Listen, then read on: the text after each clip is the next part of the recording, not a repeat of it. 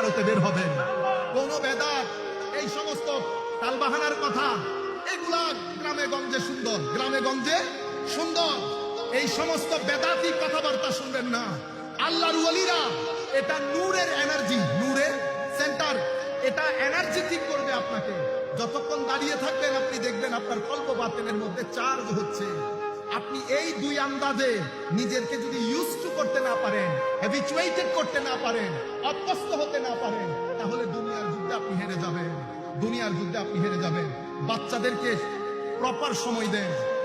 বাচ্চারা আমার সবচেয়ে বড় সম্পদ। তাদেরকে সময় দেন। স্কুলের সাথে সাথে তাদেরকে দিনমুখী, নামাজমুখী, নবীমুখী করেন। আর তাদেরকে প্রথমে 2-3টা জিনিস শিখিয়ে দেবেন।